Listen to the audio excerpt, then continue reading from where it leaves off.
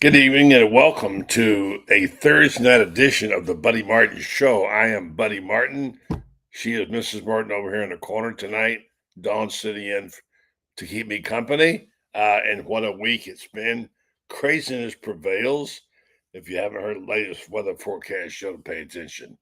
Lots of news to talk about, not the least of which is the new Super League.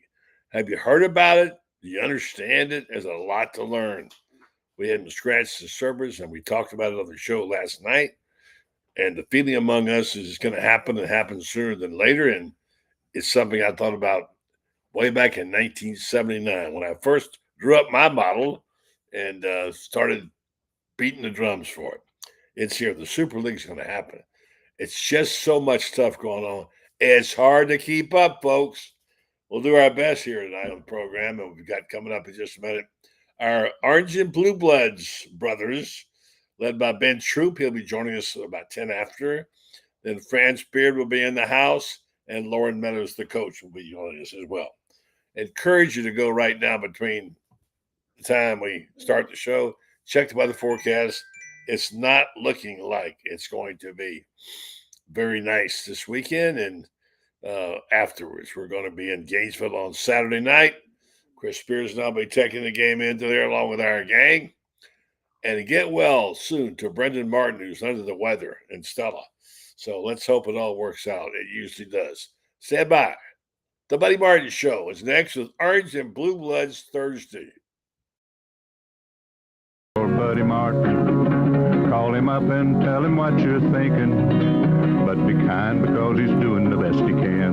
Better, stronger, faster. Mama says that alligators are ornery because they got all them teeth but no toothbrush. Hey, what if the voice calls while you're gone? Take a message. Bye. You ready, champ? I'm ready for this my whole life. I'm incapable of small talk. But that's why you love me, right? Kind of intimidating to be in the presence of so many great athletes.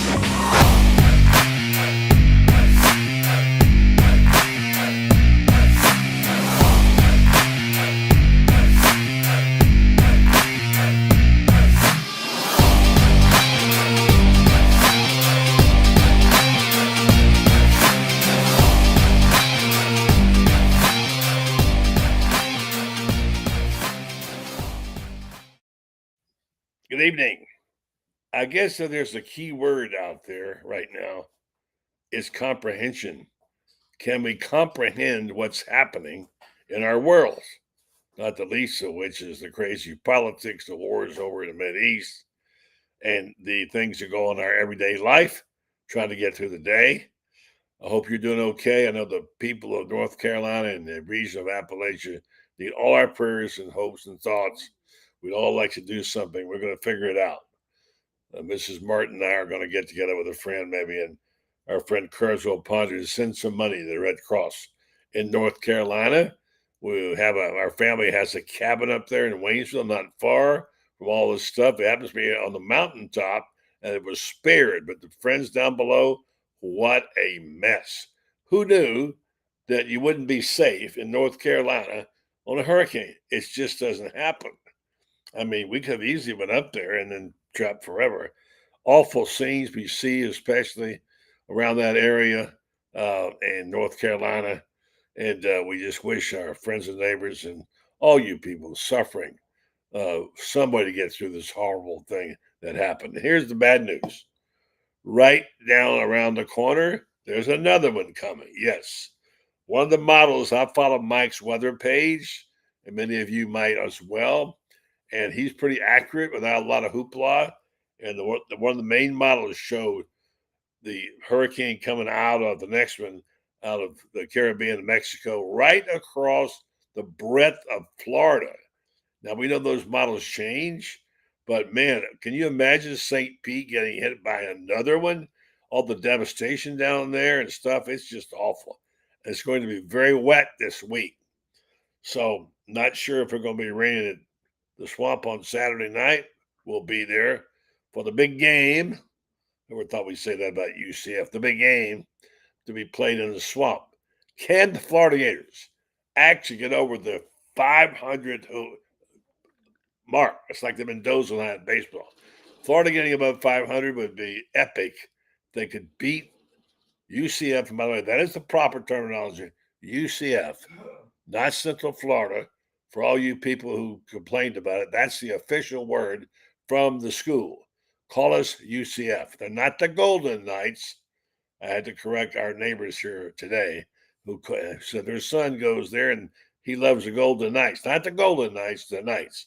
So we'll see. Florida, as you know, went from being a favorite by a point or point and a half to an underdog of 2.5 on Monday night. Craziness.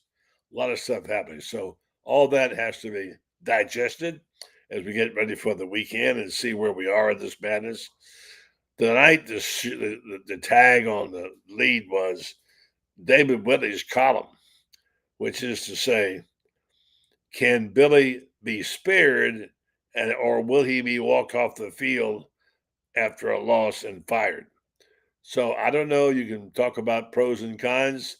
Frankly, they need him to get him through this season because there's really no really worthy interim. That's the truth.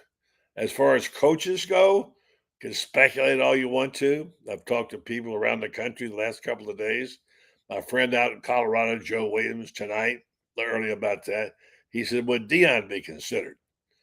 I don't think so, but I could be wrong. I mean, don't forget he is an FSU guy. Let's don't forget that. But right now, after you get past Lane, if you get past him, who is the next person in line? There's a big drop off there. So a lot of things. Someone said, what's your top 5 for the Florida job? I don't have 5. I can't come up with 3. And I know they won't take a small college or a group of what do you call it, group of 5 or 6 coach again. I think Billy's pretty much ruined that from happening. And guys like Jamie Chadwell of Liberty, who's a very good coach, can't be on that list to be number 1 because Florida fans would really go nuts if they hired another coach from a smaller school because of what Billy has done. So you have to go back and look at the record. What had he done? How did Scott Strickland fall so much in love with Billy Napier? Sure, he won at Louisiana. What does that mean? Nothing. He hasn't been a winner anyplace else. Certainly not at Florida. He's had a chance. I'm not dogging Billy Napier. I like the guy. I know I said last night to my friends, why is it we always say before we make a comment on Billy Napier, well, I like Billy Napier, but there's always a but in there. We do like him, but liking him is not enough. He's got to produce, and he hasn't. And the other thing is the utter frustration of him talking about things that needed fixing and going back out and not fixing it. That's brutal, particularly the defense. The offense has been pretty good.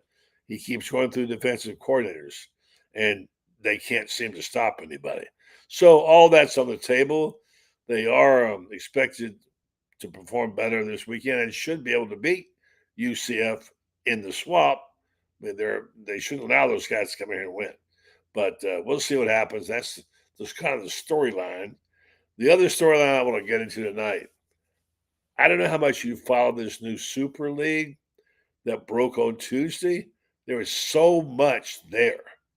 I can't get through it all. I've been a proponent of this since 1979 when my friend Larry Klein, who used to work for the NCAA, worked with me at the New York Daily News. And he said, what's wrong with college football?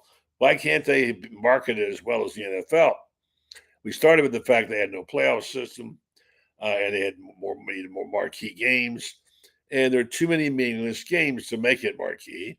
And we said then they need to narrow it down to get about 70, 75 teams and play like the old Division I, let the other teams go out and play for what used to be Division II, and then play the best games.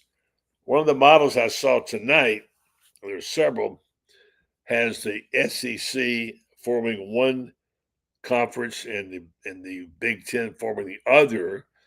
I'm not sure what they are, but 220 league teams. That would be 40 right there. I'll give you some information on how they broke that down. The SEC is sitting in a good spot. They've been meeting. It comes out now. These meetings have been going on for a while. They've been talking. There's serious intention to do this. Maybe by 70, maybe by 2027. I don't know. I'm not sure, but it's a lot of speculation. And most people think, oh, David Moulton last night. And this is going to happen. Why do we know that? Because when there's money involved, things change. As we saw what happened in all the conferences, they split up over what? Because some dudes are getting all the money, and the ones that are like, why should Vanderbilt make the same as Alabama? I get that. I kind of like the fact that balances this SEC out, but that's not what's going to happen. It's who brings in the money. It's the cash cows. So all that stuff to be talked about tonight. No better person to talk about than the guy from Savannah, who's hopefully he thought he was dry last week, and he said, "Oh yeah, I'll be on," but then they called back and said, "I underestimated the storm." Ben, I hope you're okay. Good evening, Ben Troupe. I am okay. I mean, just dealing with the fam, making sure I do my part when it comes to the community and the people, and we all right, man. We all right. I think sometimes, buddy, I went to the University of Florida, but you talk about dealing with these hurricanes. People from Florida, they used to them. Not that they like them, but they just used to them as far as like generators and things going on. But we all right. I mean, one thing my dad kept saying, which I agree with, he said, "Listen." He said, all a hurricane does, it takes away the things you don't need. It leaves the things behind that you do need. You can replace things. You cannot replace people. We'll be all right. I hope so, because there's some horrible scenes still playing out in North Carolina. And it's just brutal what we've seen there. And again, you people up there aren't, you maybe Savannah a little bit, but the people in North Carolina are not used to having hurricanes like this. No. Nowhere, I will say this, anything outside of coastal Georgia, like you talk, Savannah ain't used to them, but they are on the coast. And then you talk about Brunswick and different places. But no, I mean, once you get past the state of Florida, Georgia don't know nothing about it. The Carolinas don't. I mean, whether that's north or south, neither one of them know it. Maybe Charleston, South Carolina, maybe. But now, once they get up that high, those people ain't got them. Listen, if you got a beach house on the coast, on the East Coast, and it's not on the East Coast of Florida, you better get your behind out of there because you don't know what's about to hit you. I saw this tonight on the weather forecast before I joined here, and I follow Mike's weather page, which is really good for hurricanes. Forecast models are predicting a major rainmaker next week from Tampa to Fort Myers to Miami to Jupiter. Latest GFS has Tampa getting smacked by double-digit tropical rainfall. This would cause more flooding for already hard-hit areas from Helene, and if you've seen St. Pete, it's a mess. I used to live over there, and they've dodged the bullet all these years, and they kind of say, well, we're bulletproof. It's not going to happen. Well, guess what? It just happened, and there's certain areas there that got hit really hard and underwater, and now if they take another one on top of this rain, man, I'm really worried about that. So this is crazy. It was a quiet season for a while. All of a sudden, exploded with this deal. Helene really blew us out of the water, so to speak. All right, let's talk about not so much the weather because we're not weathermen. Let's talk about changes. Last night I had a show on, is college football changing too much too fast? Is it a good thing? Now, you know me, man, and you've heard me say this many times over the years. I've always been about getting the 70 or 75 best teams to play in a super conference. I've always thought that. Now it turns out that's going to probably happen. Have you been reading this? Yeah, it's going to happen. They now are saying this new Super League can be developed, and they'd have two divisions, and SEC would be in one. Mm-hmm. I guess they have 4 divisions, but take the SEC. There's just one model, and they would put 4 more teams in it. They would have Miami, Duke, North Carolina, and Clemson to the SEC. And then over in the other conference, the ACC group, they put Notre Dame and FSU in the Big Ten, among others. Interesting way that would play out. I think it's coming. Why do I think it's coming? It's about the money, man. You know what happens when money gets involved. Yeah, buddy. I mean, do I like the changes in college football? Yes and no. Yes, I like them because nothing stays the same.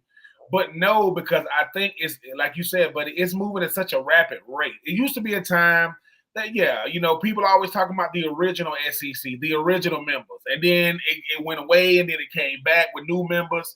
But when you start talking about the revenue that's generated through college football, I don't think people understand how much these TV deals be.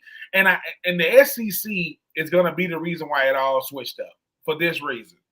You go back to 2020 in the pandemic, and Greg Sankey did a really, really good job of showing just how organized the SEC was, just how they stuck with, they said, we're going to start on this day, we're going to trust the medical professionals. Everything went smooth. But what he really did, buddy, he was able to add Oklahoma and Texas, and it did not leak. In a world that everything leaks, even politically, even the most secure, facilities and organizations in the world have leaks. It didn't leak. And the one thing about the SEC, it's good for business. It really, really is. When you start talking about programming and players and schools and traditions and head coaches, even throughout the controversy. So, yes, buddy, it is going to happen because when the SEC was in the BCS, then it went to the college football playoff, I think because one portion of the country was winning all the national championships. It was either SEC or it was, an Ohio State or a Michigan, came to the party. A lot of these teams in certain parts of the country, it's not that they're irrelevant. They just not winning the game. That even people that don't like football watch the national championship. Just like even people that don't like baseball or watch the World Series. When everybody's watching, you usually have a team in the South playing for the national championship or, the Midwest when you start talking about Ohio State and Michigan. So, yes, buddy, it is coming. And for those who, are apprehensive to it, you might as well get used to it because, like I said, Franz Beard said it the best. He says transfer portal doesn't matter. NIL, it doesn't matter. When they kick the ball off, college football, it is idiot proof. All them distractions go away. How we get there, buddy, it's gonna look different. But the only way this wouldn't happen is if you try to not include the SEC. The SEC that's the train that makes it go. They kind of start everything, and think about it. Miami's gonna come to the SEC and different other schools. And they're going to tell Florida State, y'all going to the Big Ten. You don't have a choice. Either you want to be in this thing or you don't. But, yes, buddy, it is going to be here. And as much as it's going to seem crazy to us, it's just going to take time getting used to because, buddy, like I said, had college football when USC and Pete Carroll and those guys winning national championships, then you had to watch the whole country because the best team wasn't in the South. It was on the West Coast. It's been a long time since we could say that. Nothing against Washington that was in, nothing against UW that was in the national championship. But I think because of geographic location, I think because of geographic impact, and I think because, the National Football League, as far as like who's putting the most players in year after year after year, yep, that 75 team is going to be here. You just hope. But, buddy, here's the thing. Who's going to be team number 76, number 77? Because there are teams that think they got enough brand equity to be a part of it, and they're going to be on the outside looking in. I mean, I don't know who those teams are going to be, no doubt. But you got to get Notre Dame. You got to get Notre Dame. I think that's the only way Notre Dame is going to agree to anything because they roll to be their own drum, but we'll see what happens. Yeah, for sure. Back to that idiot proof. I think David Whitley had that was his quote originally. This idiot proof. This game messes up, they try. And by the way, tonight on the program, on my promo for the show, I quoted a David Whitley column, which he asked the question, what happens if Billy loses on Saturday? Should he pack his bags? Should he get out of Dodge? So, I don't know. What do you do? First of all, you're kind of stuck with no interim that you can stick in there. I mean, you might say, Billy Gonzalez and all that, but the truth is, we know there's nobody on that staff who coaches his team for 8 games or whatever it may be, 7 games. So we'll see how that turns out, but they're kind of in a pickle. I still go back to my original premise that Billy's a dead man walking. He's going to, short of going 8-0 or whatever, which is not going to happen, he's not going to be able to save his job. So something has to happen there, and we'll get into that discussion later again about the leading candidates who they should be. It's Mhm. all speculation at this point in time. But again, David Whitley said there was a GoFundMe to fire Billy Napier, and they had $620 in it. So it doesn't seem like there's too much interest in that. The question was, should Billy pack his bags if he loses? What's your thought? It's gonna be rough. It's gonna be a tough sell, but if he does lose, because once again, you know, you would think that with that team over there on the Panhandle that's not having a good year, it's how you looked against Miami. Because let's face it, University of Florida is one of the big three. Gus Malzahn did not go to UCF because he didn't think they could compete, and he didn't think he could compete with the top brands in the state of Florida. Florida doesn't come out there. I mean, Billy Napier doesn't win on Saturday. I mean, it's already doubt. He's already cast a lot of doubt, right? He already has a lot of critics. Those last remaining fans that are trying to go to bat for him gonna have to believe, you know, what he hasn't done. And it doesn't mean that he's not a good coach. And like we keep saying, buddy, Florida ain't for everybody. Everybody wants to coach here, but it ain't for everybody. And I think for Billy Napier, we said it. Is every game in Florida important? Absolutely. Is the next game the most important game? Absolutely. But he's made it so that, buddy, that every single game he coaches is pivotal. And that's what he's done or hasn't done up until this point. And like I said, I remember when Gus Malzahn got hired down there at UCF, I said, he's trying to come for the state of Florida. Now, will UCF ever be considered a part of a Big Four? I don't think so. And the reason why I don't think so is UCF has that undefeated year where they said, hey man, we're gonna say we won the national championship, even though they didn't. I just don't. It's gonna be hard, buddy, because once again, if you got a chance to know Billy Napier, you would have something personal about him. Because when you sit down with it, what I had to realize, even though I'm more of an analyst, I'm not a journalist, but when you sit down for a one-on-one, it's what Billy Napier would have told you when the cameras was off. It's what y'all would have talked about before the interview started or after the interview was over. You would have got a chance to know him. You don't know him. He didn't give you that chance. I don't understand why. I'll never understand why. And I think, once again, Billy Napier has done himself a disservice with certain people in the media. No, you can't do it with everybody. I get that. But, buddy, every time you talk about Urban Meyer or Coach Spurrier, we're on Orange and Blue Bloods, the Buddy Martin, Buddy Martin show, and Coach Spurrier calls you live. Hello, like Coach ain't doing that. I think it was getting ready for the debate, and he called you right before the debate. So, I mean, I just hope that for Billy Napier's sake, he does get this win for two reasons. One, he needs it, and two, recruiting and perception. Because no matter what, recruiting is perception, people. That's all recruiting is. The perception of who you are as a team is what sells to these youngins coming in here. And if the product on the field ain't there, you got to do a lot of recruiting. And if it is, you ain't losing players to UCF. You ain't losing players to USF and Florida State and Miami because the product is there. So, yeah, I do think that if he loses, buddy, this week, that's going to be a hard sell because – we've seen this before. Potential is over with. You get the potential. Listen, your first year is an outlier because you got to get used to it. Your second year, okay, he's trying to get it going. This is your third year. Like what will we have looking forward to outside of DJ Lagway coming? But if the head coach is the same, the players can change. The mentality can change. But every time you see Georgia play, they got Kirby Smart's mentality. Coach DeBoer, yeah, they won against Georgia, but that's the culture. So you talk about culture. What is the culture of Florida right now? It's uneven. It's unbalanced. It's inconsistent. And until there's a level of consistency that comes with Billy Napier, we're going to be doing this every week, buddy. When it's Kentucky week, we're going to be doing this. And we ain't playing Vanderbilt this year, but if we were, we'll be saying, oh, we got to beat Vanderbilt. When it used to be a time to where we said we got to beat Georgia. We got to beat LSU because you expected to beat Tennessee, South Carolina.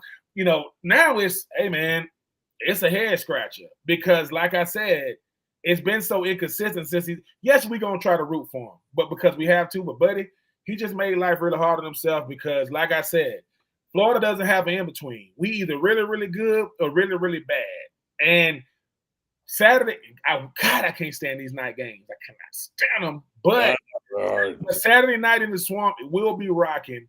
But I think people are walking into the stadium wearing orange and blue, but they're very optimistic. They're kind of they're more pessimistic than optimistic because, like I said, Coach Napier hasn't shown any level of consistency. Yes, he's had some, good moments, not too many bad moments, but you know how we do. We compare the good with the bad, and the bad seems to be outweighing the good. Maybe we can add some more good to that thing on Saturday night. We're going to do a little spot here on a commercial for our friends at Meldon Law, but before we do, I'm going to use a golf analogy to address what you said about will UCF ever become one of the Big Five and why they won't.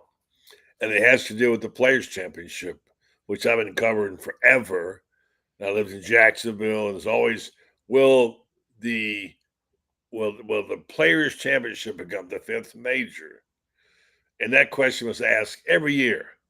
And the answer is no, it's not going to come to, because you just don't vote it in. You don't make it. It's something you earn, and you get it because you think for 1 second that the British Open would be voted out. No, it's not something you vote on. It is organically what it is.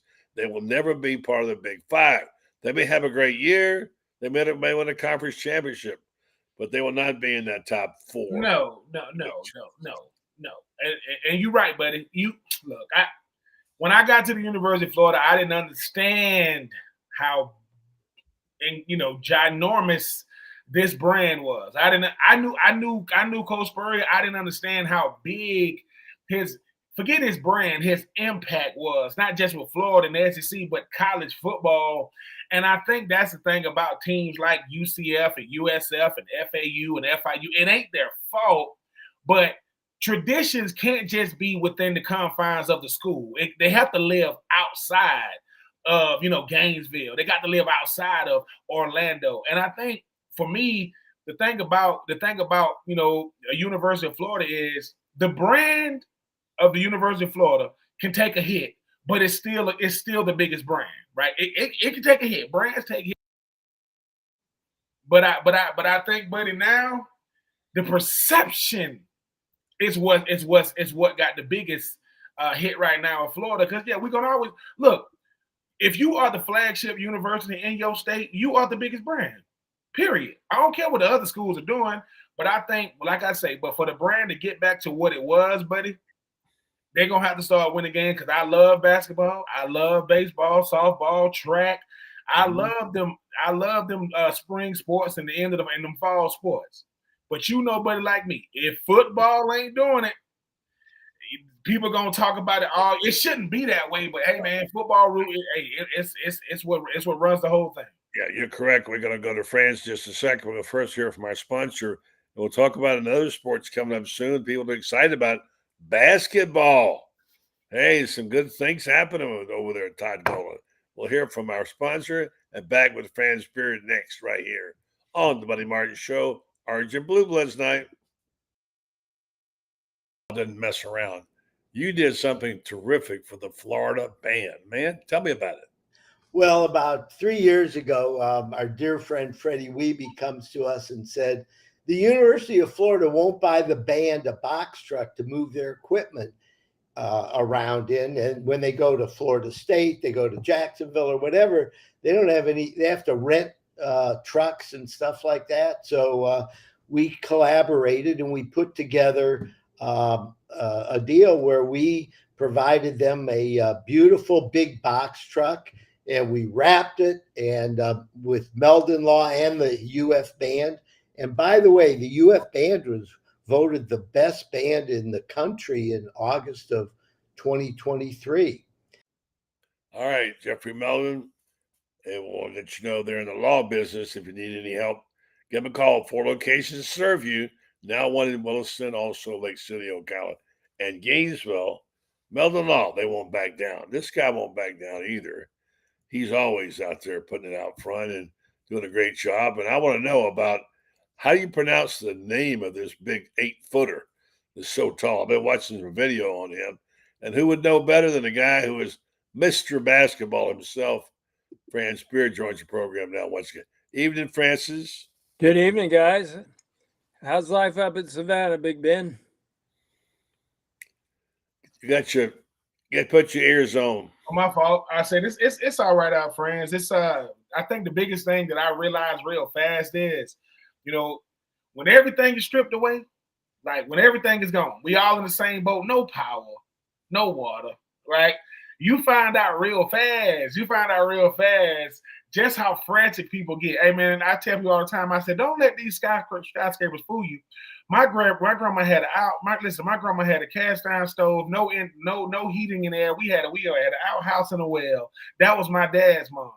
And I thought everybody had a well. And that water be cold. So, it's like getting back, because people kept saying, Ben, you all right? You all right? I said, yeah, man, I'm healthy and strong, man. I'm not worried about no cars and no clothes, man. I can replace stuff. And I need to get rid of some stuff anyway. The hurricane helped me out. Hey, man, get rid of some of this stuff. So I'm good. I'm straight. Don't worry. Well, Franz was without his power, without his computer, and that's not good. We don't want that to happen again, because that means he can't write when it happens. Well, we were fortunate because just 3 blocks away, they had some really tragic stuff that happened. I mean, houses getting hit by trees, etc. Denver Parlor, who is the SID for basketball, his 9-month-old child was asleep. Tree hit the corner of the house where that bedroom was, and it's only by the grace of God that there was no damage except to the house. The baby's fine, everybody's fine, but because of the things that happened to us, and we realize how close, we came, and the inconveniences we have. Then you see the stuff going on up in Asheville, North Carolina, and Black Mountain, stuff like that. The place where Noah, which is wiped out completely, the town up there. Well, the place where my stepfather's parents lived, the retirement community they moved to. They moved off the mountain. They were up above Blue Ridge, and they were getting older, and so they moved into a retirement community, and it was a half mile from the Shenandoah River, which only went over its banks by 22 feet. Yeah, it was a mess up there. Well, the equivalent of 60 million Olympic-sized swimming pools of water fell on Buncombe County, North Carolina.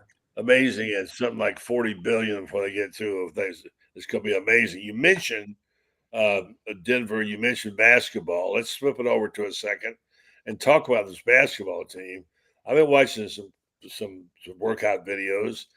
What's the big kid's name? Olivier Ryu, right? Yeah. Instead of Ryu. Yeah, whatever. Okay. I think it's he's not the most coordinated guy, but he's not bad. And I loved watching the workout where they feed him the ball and he does the alley-oop and what have you. He has pretty good hands. He handles the basketball pretty good. I mean, if a 7-footer had to jump up in the air to give him a high five, a 7-footer had. Oh, I mean, I can't remember the kid's name that I interviewed on my podcast from overseas. He was talking about, I'm always asking a 7-footer. I mean, what type of cars do you drive? This, that, thing. Oh man, he said, I know I'm big, but Olivier. He said, Olivier is big to me, and I'm 7 feet. Yeah. Like, he said, Olivier walks in a room, and he said, I don't have to look up to many people. And I have to look up to Olivier. And I'm just, 7, what is he, 7'9"? 7'9". Yesterday, I'm coming into the Hefner complex, and they have the dining hall where the main entrance is. The dining hall's over to the right. And there's Olivier getting his food. And beside him are 2 gymnasts. I'm just happy to go to Florida. Both of them had a hairline, and maybe their hairline above his waist. Oh my God. And just chatting away with the 3 of them just chatting away like this is nothing new. This is nothing abnormal. I'm a normal person who just happens to be twice as tall as you are. I'm a normal. I'm a normal kid. I'm just 7'9". You what? I am set. I mean, what's it? Wimanyama? What is he? 7'6", 7'5"? He's 7'5". So Wimanyama walks in, and then Olivier walks in, and Wimanyama's like, "What? Yeah. You know, just a little bit. I got 4 inches on."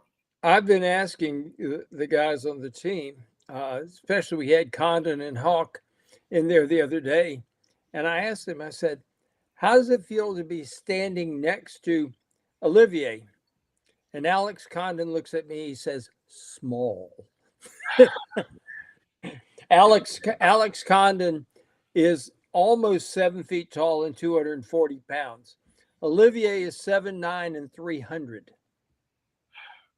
I'm just saying. I mean, he's a chance to take the hex off the football season here, and much anticipated. The fans, I know, just talking to you and reading your stuff, how excited you are about Golden and the lineup he's got, the depth they've got, and the height they've got, and give us a sort of encapsulate the basketball team, and realistically speaking, not just blowing smoke. Well, here's the thing. Walter Clayton Jr. is moving to the point. He played the wing and played some point last year. I have concluded after watching 2 practices and including they scrimmaged this past Tuesday. I'm convinced that he's better with the ball in his hands, and the whole team is better than he is on the wing. Now, last year they had a great point guard. That's not taking anything away from Zion Pullen, but I think Walter's better with the ball in his hands. And he really is making the rest of the team better. Will Richard missed 1 shot in the scrimmage. I mean, he was on radar lock. Anything he shot, hand in the face, didn't matter. Wide open, didn't matter. 30 feet, didn't matter. It was going in the hole. And if we've seen him shoot in streaky form, I mean, like he's liable to hit 5 in a row and then miss the next 10. Yeah, exactly. But what I've seen of him at 2 practices is more consistency with his shot than I've seen him in the last 2 previous seasons. I mean, he really has a nice stroke. And then you throw in the kid from Florida Atlantic, and Elijah Martin. He's the reason FAU made it to the Final Four. He is 6'2", 210, looks like he should be playing middle linebacker in the NFL. I mean, this is a grown man out there with strolling, having an afternoon game with the boys. He is rock solid. Maybe he could go take Des Watson's place. I'll tell you something that he reminds me of, buddy. You remember Oscar Robertson. Buddy and I are old enough to remember him. That's before you were born, Ben, okay? Oscar Robertson was a 6'5", 225-pound point guard back in the day when point guards were typically Bob Cousy size, which was 6 foot and maybe 175. And Oscar Robertson, when he bounced the ball, it was almost like he was trying to slam the ball through the wood. I mean, he hit it so hard, and you couldn't take the ball away from him because he dribbled the ball. I mean, it was like a yo-yo in his hands. Yeah. This guy, when he dribbles the ball, buddy, it's like that. I mean, you hear, instead of a thump, thump, thump, it's a whoomp. When the ball hits the floor on the dribble, and he can shoot and he can defend. And he almost invented a triple-double. He practically invented the triple-double. Yeah, Oscar did invent the triple-double. Oscar had two full seasons when he averaged a double-double. Yeah. And tell you something else that's interesting about him. A lot of people don't know. The movie Hoosiers, in the real movie, they were playing Milan, Indiana. I stopped on the way to the 2006 Final Four. I flew into Cincinnati and stopped in Milan, Indiana. Versailles, Indiana is right next door, which is where our trainer is from. And I went in there. But when they played in the semifinals, they played Crispus Attucks High School out of Indianapolis. And you know who was on that team? Oscar Robertson was the point guard on that team. Let me jump in here real fast in a commercial before we get Loren joining us. We'll come back to more basketball yarns for the Franz Beard and a little bit about the new Super League. I want to talk to you guys about it. Something I've been wanting for all these years, and now we're going to have it. Is it a good thing or whatever? We'll talk about that. But first, I want to tell you about our friends at TitanMRI.com. If you're living around the Gainesville, Ocala, Lake City area, this is something you should know about, because if you ever have to have an MRI again, you probably will. This is a place you're going to want to know about, because it gives you opportunity to control your own destiny and fate. If you can't come during the week when you're working, they will custom make you an appointment at night or weekends, whatever, to satisfy your needs. If you don't have insurance, they'll take your cash or card. It's not an exorbitant amount of money. And if you have a problem getting into the cages, like many of us bigger guys do, Franz, me, and get a little claustrophobic, they're going to accommodate you there. We'll have bigger cages. They know you can get claustrophobic. They're aware of the fact it's really hard for some people. So if you need an MRI, go to TitanMRI.com and find out all about these things. You'll be glad you did. All right, let's go get our buddy Loren Meadows and let him join the conversation. And I promised everybody we'd tackle the subject in David Whitley's column. Good evening to you, Loren. How you doing? How you guys doing? Good. And we'll just go right to the subject in hand. The question was, if Billy loses, should he just walk? I mean, should he just not even come back? What is the tolerance for Billy as a coach once he loses? Is it best for him to leave or stay? We all need to address that issue because it's a possibility. It will happen. Let's start with you, Loren. What do you think? Well, I don't know if it's best for him to stay. I think it will be very hard for him to stay. I mean, I think people, when you look at a school like UCF, I mean, it's a situation like Ben was saying. There are just certain things that shouldn't be happening. And the fact that people are kind of giving Coach Napier a soft bed to land, possibly if they lose to UCF, I mean, it just doesn't really make sense. And so I'm not sure if he loses to UCF, I'm not sure that the noise around things will be, can be kept down enough where he makes the trip to Knoxville. Now, like you said earlier, there really is no one else, though. I heard him last night talking about possibly Billy Gonzalez. From what I've heard, that's never been something that he really wanted to jump into, because he's been around when other coaches were let go and never really jumped at the chance to be that interim guy. Yeah. And it's just going to be a lot, man. I think all of this has been just a quagmire of just mess. And you got a football team that should be able to go out and lean on UCF based upon what we saw in the Colorado game, them being able to run the football against UCF at a nice clip, 7-8 yards a carry, but you just don't know. And that's what's sad. And what else you don't know is who your head coach is. And I just think that all of that, when you look at the bottom line, if there is a loss to UCF, I think it's just going to be one of those things where people in that neck of the woods are going to start to signal this changing of the guard. They'll be 2-0 in the last two against Florida.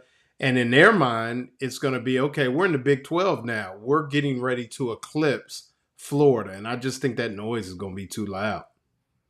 All right, Franz, over to you. And let's address the issue of Florida going from favorite to underdog in a matter of 24 hours. Franz, going to happen to Billy walk, or if he? Florida's 2.5-point dogs now. They went from 1-point favorite to 2.5-point dogs at home, which means they're 3.5-point dogs. That's a 3.5-point swing, and 2.5-point dogs at home means that the odds makers think you would be a 9.5-point underdog if that game were being played in the bounce house.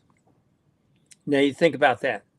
9.5-point underdogs to UCF. That's what that means, folks. I mean, a lot of folks don't understand, these point spreads. These point spreads are based on, okay, you have a built-in 7-point edge at home, okay? So you take that away. If you're 2.5-point underdogs at home, they think that this other team is better than you are. That's unacceptable. I've talked to quite a few people, and the general consensus that I hear is if he loses, he won't be coaching in Tennessee. Now, who's going to be the coach in Tennessee? There was a lot of talk of Dan Enos, and a booster who writes really large checks told me, and I'm gonna give you word for verbatim what he told me. He said, that sumbitch has been fired from 6 straight jobs. Why are we going to hire him to be the interim coach the rest of the way?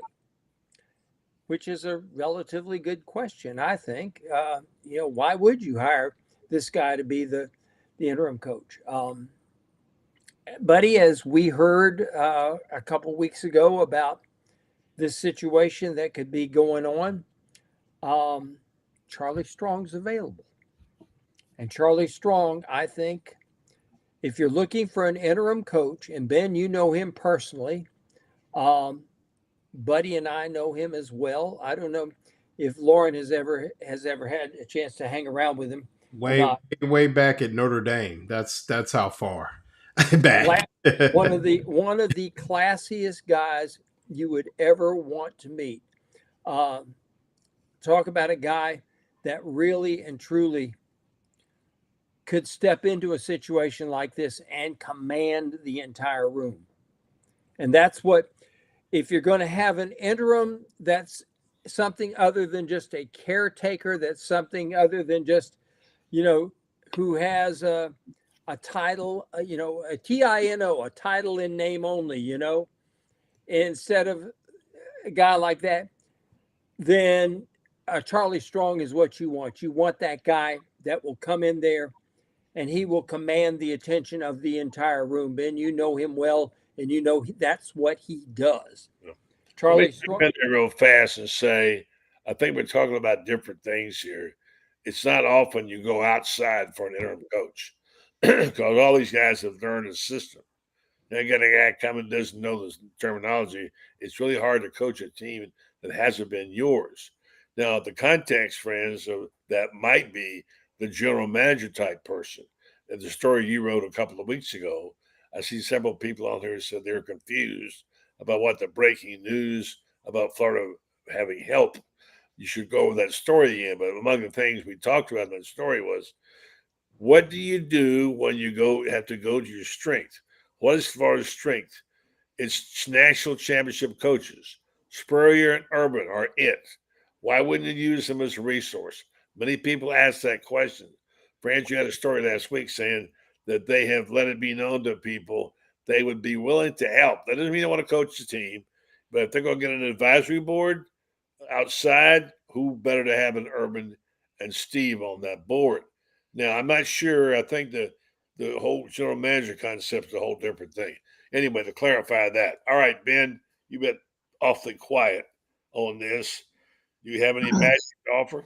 I mean, I like the Charlie Strong situation because, and for this reason, I think the one thing about when it comes to being a head coach at the University of Florida anywhere, you got to always have a backup plan, an exit plan. So if you're going to have to get rid of a coach, you got to have somebody either on your team, right, currently, or go outside. Because what would it hurt?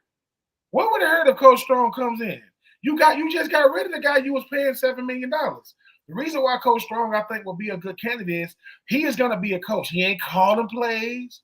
He's micromanaging, which is what head coaches are supposed to do. Because the thing about Coach Billy Napier right now is, like I said, I do agree with everything. You said, Franz, and you said, Loren. My daughter lives in Orlando, right? My youngest daughter lives in Orlando, real close to UCF. Every time I go see her play soccer, them UCF fans be talking to me like UCF is on the same playing in Florida. They be saying, "Hey man, what's going on up there in Gainesville?" And mind you, they're respecting the fact that I went there, but they're saying I'm talking about the Florida. Now they'll say I'm talking about Florida now. I know the Florida because I think sometimes when we get to talking about Florida, we are talking about what it was, hoping that they could get back there. But when it comes to guys like Coach Spurrier and Coach Urban Meyer, that can't be the barometer. That cannot be it because they are some of the best coaches ever. Forget Florida. They're some of the best coaches ever. I love the fact they want to help. And Coach Spurrier, hey man, I'll help if you need me to help. And then they're gonna say, well, how do you want to help, Coach? Because then you're gonna say, how do you want him to help? Because I think what happens is when you come to right now, we do not know how bad it is within the confines of those walls because we ain't there. When Loren be saying they got a Monday through Thursday problem, they got a Monday through Saturday problem. Because every time on Saturday now, we be everybody's nervous when their team plays. But it's been a long time since we've been comfortable to say, hey, man, Florida got this. They got this today. What? It used to be times they're going to beat them. Now you nail biters every single game, and it's been like that for a while. Because what happens is, like I said, Coach Spurrier, one of the greatest to ever do it, period. Duke, South Carolina, Florida, boom. Urban Meyer, Utah, Florida, Ohio State. You see what I'm saying? But look at what happened in between that stuff. That's how hard it is to find, a national championship coach. How many of them are active now in college football? Not many. So it's hard to do what they did. But I think the thing about now is with Florida is all recruiting is perception. When you got a good product, recruiting is easy because they know what they're getting. Yeah. When you don't got a good product on the field, you losing guys on early Saturday, national Saturday. But come Saturday night, that's gonna be the longest 3.5, 4 hours of our life because God forbid we get down and got to come back. God forbid we got to lead and keep it. I'm not saying I don't think UCF is a better team than Florida. I think UCF is more confident because them players got to go out there and execute. And I kind of wish UCF would have lost to Colorado because they coming in knowing, I wouldn't have lost because they coming in saying, oh, okay, but because of how they got beat, they coming up to Gainesville motivated because Gus Malzahn, say what you want about him, he's a good coach. Well, and I was going to say, I'll be real quick. Just sitting there. I'm going to come to you next. I just had a brief question for Franz. I'm going to come to you next. Franz, where is Charlie Strong? People are asking. You know where he is? He's here in Florida. He's retired here in Florida. He's available. He is available. And let me just throw this in. I'm telling you what somebody told me today would be that Charlie Strong, they would like to see Charlie Strong as interim. And I can't disagree with that if we're going to have an interim coach, simply because of the fact that, as I've previously said, he could walk into this situation and he would command respect. You would not have guys saying, well, okay, this guy's in charge. I'm just gonna, put in my time till the end of the year. I'm just gonna punch my time clock, so to speak. Charlie Strong would come in there and say, this is the way it's going to be. And if you don't like it, then get the hell out of here now. But if you want to hang around here and get better and leave here with some self-respect, I'm your guy. And that's what he could do. Loren. Well, I was going to say, that was one of the reasons that I wanted to attend the game last week, is I wanted to gauge the pulse of where that program thought they were. And to a man, I was sitting there with Kyle Nash, who we were happy to have on the show on Tuesday. He writes for the Black and Gold Banneret, and very dialed into the team, understands, the pulse of the Knights. And they think that they are better. They do. They think that they, Big 12, all that, they think that they are a better football team. And I kind of thought that going down there, but then when I got there and I really started to see what was going on, even pregame and things like that, you just see a football team that, they won't be intimidated. Now, I will say on the flip side of that, sometime if Florida can get it going, you get in the swamp, and it's not like playing at the Gasparilla Bowl and things like that. It's more of, okay, this is actually their house, and it's a little different and things like that. And if you guys remember, even KJ Jefferson, even though he didn't play great against Florida last year, Florida just kind of handed him the game. So, but as a program and just, top to bottom, it's a football team that thinks they're going to come in here and get a win on Saturday. Okay. I agree with that 100%. And the Gasparilla Bowl, and I hate to go back to that, but Bruce Green, no, I don't think I know everything. Sorry about that. You're barking up the wrong tree here. Anyway, Bruce, if you were at the Gasparilla Bowl, hold on.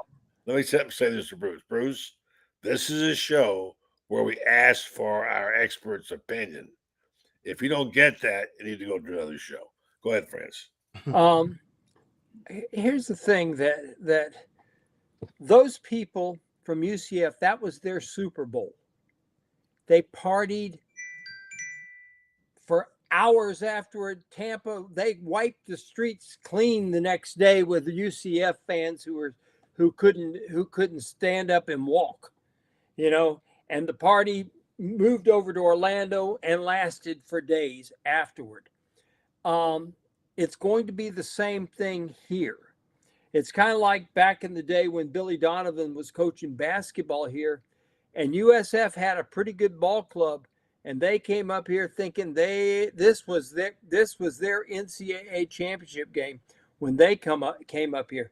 Little brother always wants to punch big brother in the nose, and they're coming up here with that attitude. We're going to punch you in the nose. So what do you do when somebody punches you in the nose? Do you sit there and go, oh my gosh, my nose is bleeding? Or do you rear back and you punch them back? And that's what's going to happen. If Florida doesn't punch back, these people are going to it's going to be like pop, pop, pop. That's what they're going to do.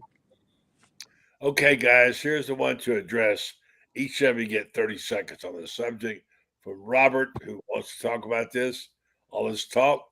And Perry Mason and Franz, I think you know a lot about F5FB. I trust you. You know more than what you're saying. So there you go. That balances out, Bruce. And then Bruce Green says, I love you, Franz. Although he says fans. Okay, they're all happy now. All right, the subject at hand here is Robert Turner. All this talk for weeks about Napier getting fired. He's still the head coach. Stop it. What if Florida wins out? It's possible, not likely. Go Gators. Yes, Robert, and it's possible I can hit the lottery tomorrow. Okay. Go ahead. 30 seconds each. I thought you did about this, about Napier, about knowing for address Robert's. Well, I mean, first of all, you're not going to fire a coach after the first week, you're not going to make that kind of move unless there's something just totally egregious. And we've seen teams make these turnarounds and guys save their jobs and things like that. So now we're getting into where now the season is moving into its critical phase. And you have to make a decision based on what could happen Saturday or what could happen a couple weeks down the road.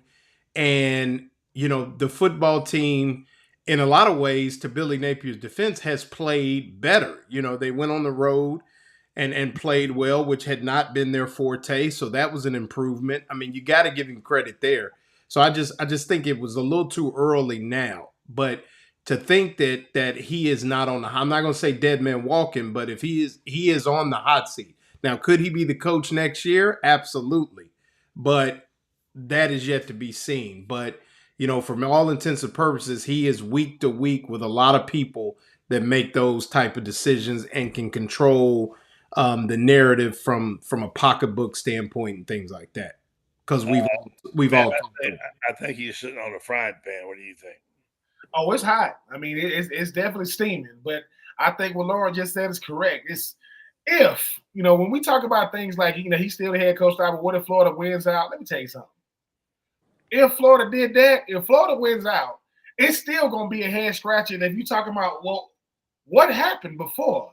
If something like that happened, if he wins out, listen, obviously everybody on this panel hopes that he wins out.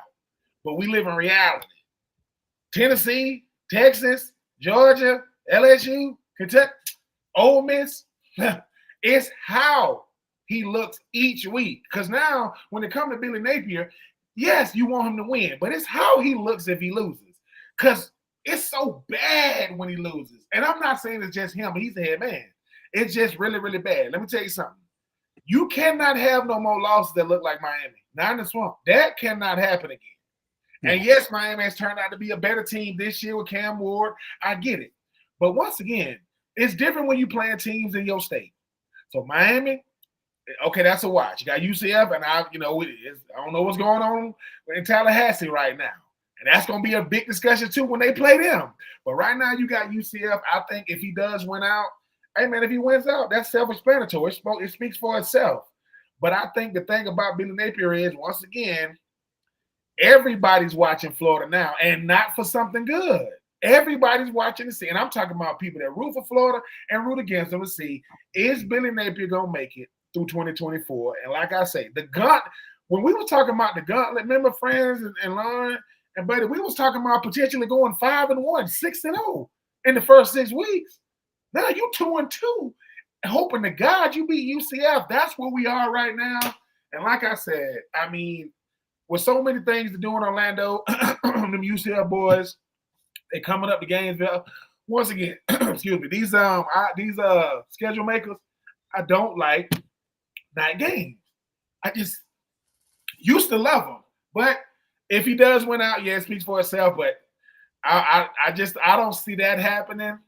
But that road to 7 wins has gotten really, really ugly now. And now we saying a team that we slided to beat on Saturday night has all of a sudden become a question mark. Not that they can't beat them, but it's going. I don't know how many years I'm gonna take off my life on Saturday night. That's the whole point right there, man. We'll wrap it up with this. If this were talk back in August, and we talked about the schedule, and said we got to win that UCF game, we laughed at each other. Yeah. That was a focal point. With a schedule like this, they'll be lucky if they're still playing football at the end of the year, we thought. Now we're worried about beating UCF. Where are we going with this program? That alone says lots and lots of things about this program. Final thought, Ben, and then Franz, and then Loren. My final thoughts is, at the end of the day, I think Florida is good enough to beat UCF. I think what they showed on the road, and they getting a bye week, and they getting a week to get themselves together, I think was good for them. But once again, every time I see Billy Napier get up on that podium talking about the improvements they made, I'll be like, okay, because I've heard that before. They got to update their resume on Saturday night. Because if UCF does the unthinkable, may God help Billy Napier, may God help them guys on the team, because I don't know how many of those guys he still got the respect of. They respect Billy Napier because of his position. I don't know if they respect his play calling, but they got to call plays on Saturday night. They was actually calling plays that went vertical and not horizontal. Let's stick to that come Saturday night. All right, Loren. I said it in the spring. I said it all summer. I said it in every article I've written and I'm going to write it tonight, tomorrow, early tomorrow, whatever. This is a game that Florida has to win, period. There is no more must-win game on this other than Samford for obvious reasons, but I have said it. If there is one game that had to be won, it's this one. It still rings true.